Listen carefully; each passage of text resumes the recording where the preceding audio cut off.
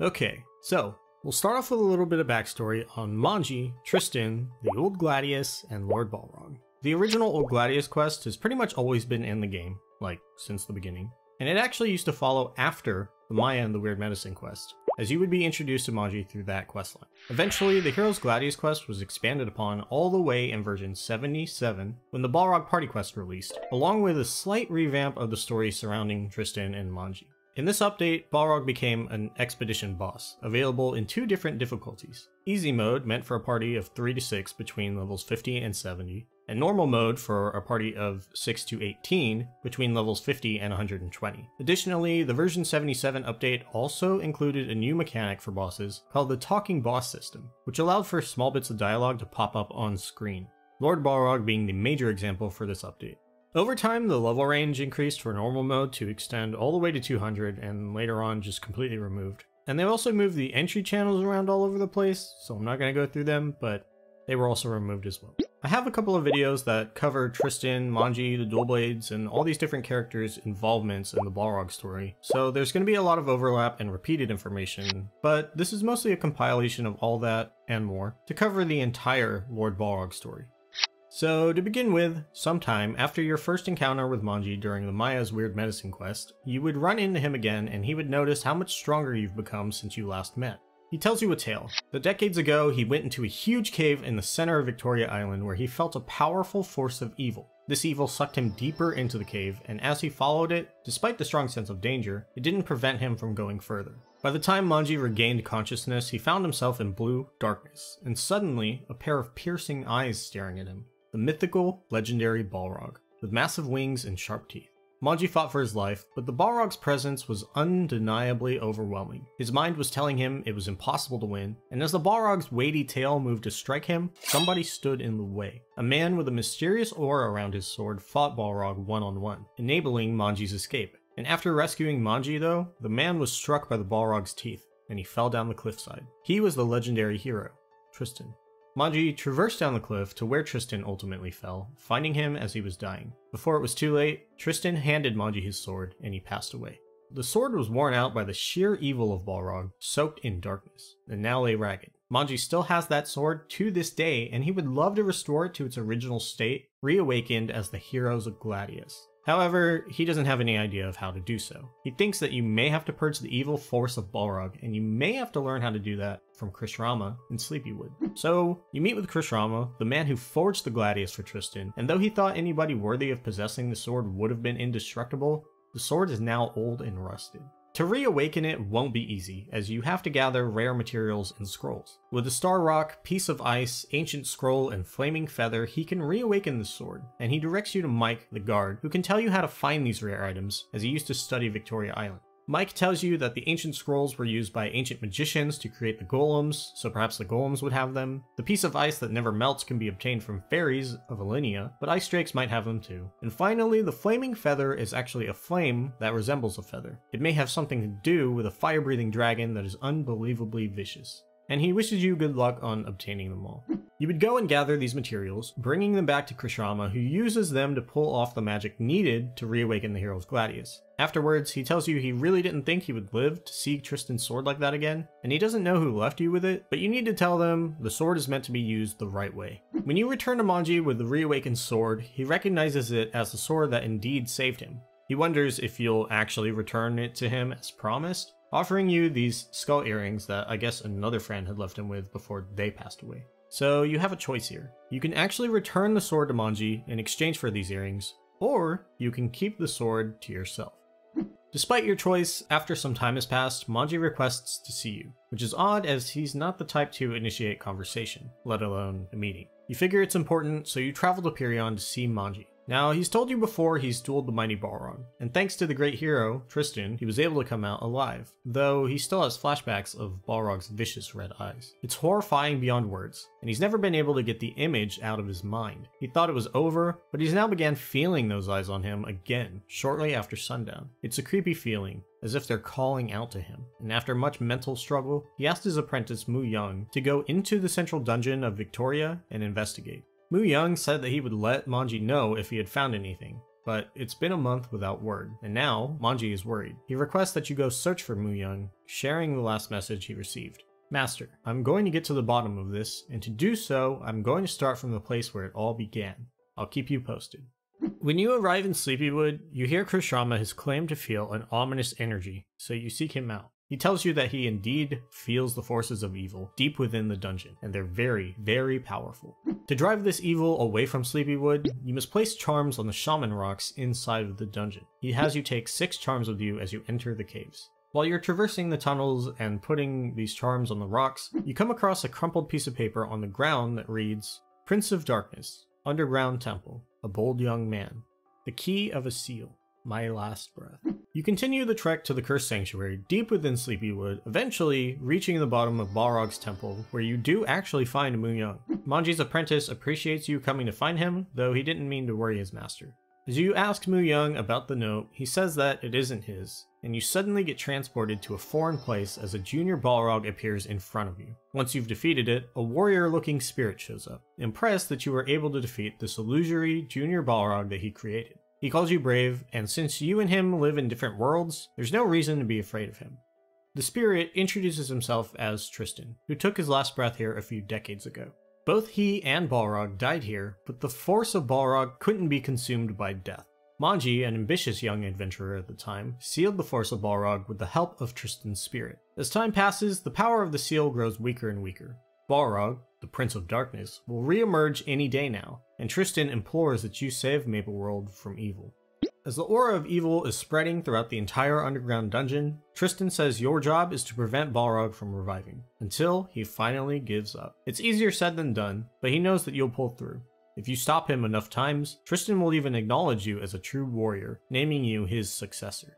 You return to Mu Young now, and he recognizes the sword that you carry, the hero's Gladius. Manji wouldn't trust just anyone with it, so he knows that you must be a heroic adventurer, and he asks for your help. He came here to investigate at the request of his master, and discovered something amazing. Many decades ago, his master was able to seal Balrog in this area, where Tristan the hero was buried. But he keeps finding subtle signs of Balrog's impending revival. He went deeper into the dungeon to stop Balrog from reviving, but the place is filled with powerful energy. The force of Balrog is tremendously strong, even without him reviving yet. He's unsure if he can handle Balrog on his own, so he asks you to form an expeditionary team to prevent Balrog's revival.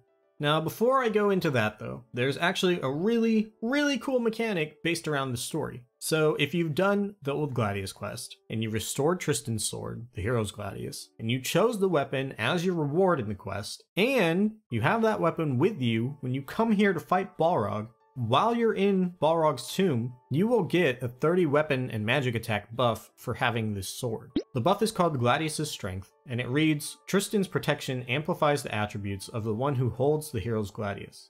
Now obviously not every class uses swords, so just having it on you was enough, but I absolutely love the fact that they included this small little detail. The other effect here, called the Underground Temple's Seal, doesn't have anything to do with the sword, but it is also story related. It's actually a debuff though, and it was meant to explain why your damage would be scaled down. It reads, the seal's energy has been placed on the Underground Temple in order to trap the Balrog inside. It restricts the abilities of all living things. So additionally, this serves to explain why the content is meant for the level range that it is, and why you could have much stronger heroes come and participate. Obviously it doesn't scale you down anymore, but it was still a cool inclusion at the time. Anyway, getting back to it, you form your team and you head inside Balrog's tomb along with Mu Young, who tells you to keep Balrog from reviving until he can restore the power of the seal. You won't be able to harm Balrog until then.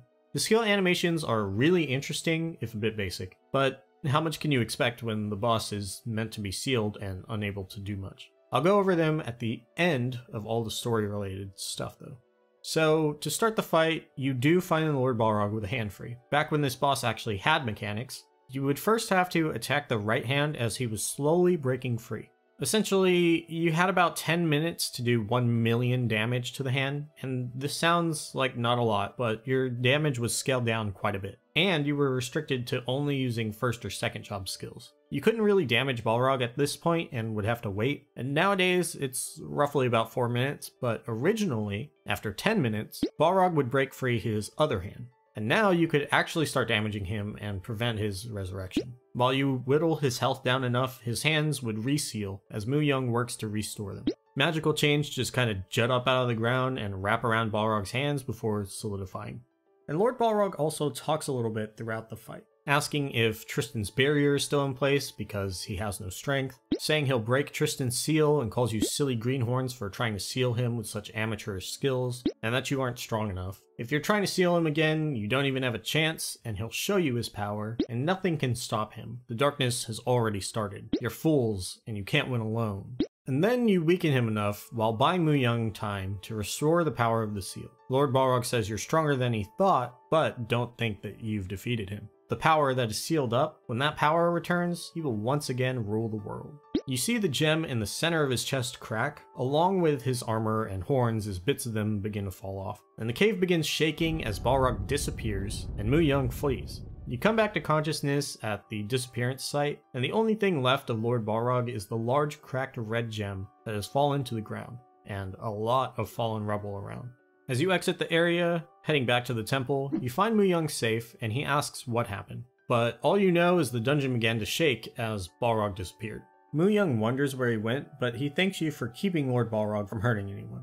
He does have another favor to ask of you now though, to let his master know that he's still searching for Balrog's traces, and he'll be staying here until he finds more clues. He knows that he should tell Manji himself, but he can't go back to Pirion until he fulfills his duties. He gives you a letter to deliver to Manji, and when you eventually head back to Pirion, Manji welcomes you back. He's worried that he had lost you like he had lost Mu Young, but you eventually give him the letter to read over. Manji tells you the letter said that you were a great help, and Manji knew that you were far superior to many others who claim to be adventurers. If you ever go back to the dungeon, he'd like you to let Mu Young know that he understands, and warn him that he must stay alert every second, or he'll be consumed by Balrog's evil forces. Lord Balrog may have disappeared for now, but he'll be back when you least expect it, and he wants you to tell Mu Young to be prepared. Whenever you eventually end up returning to the dungeon, you spot a suspicious man on the way down. When you meet with Mu Young again, he tells you he hasn't seen a single person around in ages, and it seems odd that this guy suddenly appeared out of nowhere. He even has chains around his ankles, and Mu Young can't stop wondering who this is. He wants you to talk to the strange man, distracting him while Mu Young investigates. So you go and you talk to this guy. He's cordial, it says what a beautiful day it is, but he knows that you and Mu Young are here to see what you can find out about him. He claims to be a person just like you. Nothing to reveal, suggesting that you stop wasting your time and energy. But you ask him who he is then, and again, he just claims to be an ordinary person with a special talent. He knows a lot about rare treasures, and if you can bring him pieces of Balrog leather, he can construct a scroll for you, which he mentions the success rate is pretty low for. If you come back to trade him more Balrog leather, he'll cobble some shoes for you, which you can attempt to use this scroll on. The Balrog's Twilight Scroll was actually a 5% scroll that would give a bunch of stats, but it could only be used on the 2 pairs of shoes that he could craft. You don't really find anything else about him though. Anyway, you relay Manji's message to Mu Young, who will keep the advice in mind. He thanks you, telling you he'd love to see you again from time to time, and he'll be staying to continue his investigation. But if you're ever nearby, feel free to visit. So that's basically the end of the Lord Balrog quests. Now, there's a couple of things I didn't mention, mostly because I tried to keep it rather narrative across the story. But nowadays, Manji doesn't give the old Gladius quest anymore. His brother, Chun-Ji, does instead. And I think the reason for this is so that they could keep the story contained to the Sleepywood area, because they moved Chun-Ji from Kerning City to Sleepywood when they gave him this quest. When you get the old Gladius quest and Manji's apprentice quests from Chun-Ji, it flip-flops between dialogue from Chun-Ji and the old dialogue from Manji. But it's all very similar though, and it would be pretty confusing if you didn't already know that this was Manji's originally. There's also Ilji, who is also Manji's brother, who is also currently training to become a warrior like all the men in his family, though he's scared of the drakes, and he plans on facing the Balrog just as Manji did. Overall, I really love this storyline and content. I think it serves as a really good ending and boss for Victoria Island's dungeon. It fits in so well with the Cursed Sanctuary, and it makes use of both the Crimson, Junior, and even a new baby Balrog, and it expanded the lore for Tristan, even going so far as to show him and the result of his sacrifice. And it sort of stayed true to Manji's story while introducing new characters and reworking a few things. It also introduced a fun new boss with interesting mechanics at the time, even making it possible to enjoy for people outside of the level range. And it had a cool set of optional gear that wasn't best in slot or anything, but it was still useful for a good range of levels. And it provided a good story reason to party up with a ton of people. Most importantly, though, it shows that you can foreshadow a villain and build up a story over time and actually execute the climax properly when you have fully realized exposition. Now, that's not to say that there aren't any problems or inconsistencies or anything, but despite them, this is one of the better stories in the game. So some of the inconsistencies include Manji never really challenging Balrog to a duel or anything, though he did actually fight it alone and would have died if not for Tristan. You can stretch a little and say that it was left a bit ambiguous as to how Manji escaped after Tristan gave a sword to him and passed away, but Balrog being sealed wasn't ever actually mentioned in the original story of what happened. It is actually reasonable that Manji was the one who sealed Balrog with the help of Tristan's spirit, as Tristan says himself. And maybe Manji just simply never mentioned that part, but it does seem like pretty significant information to tell you. Also, I am very aware of the Dual Blade lore, in both its original and revamped lore, completely interjecting some characters into the story of Lord Balrog, along with Manji and Tristan. And while the whole Lord Balrog lore builds off of the old Gladius quest and works near perfectly, the Dual Blade lore building off of the Lord Balrog lore is just kind of a gigantic mess. I'm going to try and summarize, but it's still going to be really lengthy. And I made videos for the respective Dual Blade lore, so check those out if you're interested. But in the pre-revamped Dual Blade lore, Tristan was friends with the previous Dark Lord, Sung. Tristan and Manji apparently already knew each other and were friends, and they journeyed to the Cursed Sanctuary to seal Balrog, who had been resurrected, after requesting aid from Dark Lord Sung. They were all meant to meet before the battle, but Tristan and Manji got held up in the Burnt Lands for a few days. Dark Lord Sung went into the Cursed Sanctuary to face Balrog alone, and he lost his soul. His apprentice, Jin, went searching for his master and only found a red-eyed monster spewing evil energy, and he slew it. That monster turned into Sung, who told Jin to take care of Kerning City and his daughter, Sil, and to not tell a soul about what happened. Manji and Tristan happened to arrive at this moment, discovering Dark Lord Sung dead, and a boy covered in blood standing next to the body. The boy, holding a sword, didn't say a word, only his name, and he left with the Dark Lord's deceased body. Tristan is still remembered for sacrificing his life to seal Balrog, and Manji still lives to this day. So let me pick out what's wrong here before I go into the post-revamp lore. Now, this story actually isn't terrible. Potentially, it could have tried to fit into existing lore a little bit better, but they state that Tristan and Manji knew each other and were already friends, and that they went to the Cursed Sanctuary to specifically seal Balrog, who they knew had resurrected, which is all completely false information. Originally, Manji just simply felt an evil force, got possessed when he began investigating Sleepywood, and ended up in front of Lord Balrog. And he nearly died before Tristan showed up out of nowhere to save him, and Tristan died in that process. While it isn't stated in the old quests if Manji ever even knew who Tristan was before being saved, I really don't think that they went to the Cursed Sanctuary together originally. If the Dual Blade lore had simply left Manji out of the story, it would have worked out fine, actually. Maybe Manji could have collected Tristan's diary where maybe he wrote about everything that you find out in these Dual Blade quests. Also, if they found their former friend, the Dark Lord, seemingly slain by somebody, why did they just let him leave without speaking? But moving on, in the post-revamped Dual Blade lore, the current Dual Blade lore, it turns out that Dark Lord Sung, Tristan, and Jin were chasing a great evil who was twisting the history of Mapleworld. They set out on this quest under the guise of hunting Lord Balrog, and you find out from Tristan's spirit, however, that the Dark Lord's daughter, Lady Sil, had followed them as they entered Lord Balrog's cave, and this evil possessed her. With her hostage, they couldn't do anything, and she slew her father Sung and Tristan next. This evil left Jin alive to teach the world a lesson, and Sil a reminder of their weakness. Also, in these terrible quests, they claim that Mu Young is Tristan's apprentice. Mu Young even says his master's ghost always shows up uninvited. And then you go get Tristan's diary, and find out that Black Wing agents are in the storage area, already searching for it. While it isn't mentioned in the Dual Blade quests, this big evil that they're hunting down, that's twisting the history of Mapleworld, is actually Lotus's spirit. And this is revealed in the Phantom class quests. So according to this, and this is the current canon lore for Dual Blades as of today even, Lotus possessed Lady Sil and used her to kill the former Dark Lord and Tristan. And Mu Young is Tristan's apprentice, not Manji's. And according to this, From Tristan's own ghostly mouth, Syl was possessed and killed him. He did not die by sacrificing himself to seal Balrog. And this technically has absolutely nothing to do with Balrog because they said it was just a guise to hide their true intentions. And Manji isn't mentioned at all in any of these quests. So yeah, it's terrible. And it's like they didn't even bother to read anything about the old Gladius quests, or even the quest that all this lore is based upon. When I said earlier that maybe the Dual Blade quests shouldn't have mentioned Manji, I definitely did not mean it like this. And I mentioned the diary earlier because it exists. I have no idea how this made enough sense to push the writing into the live game. There's just complete disregard for any of the existing lore, in favor of the main story to involve the Black Mage's relevant characters.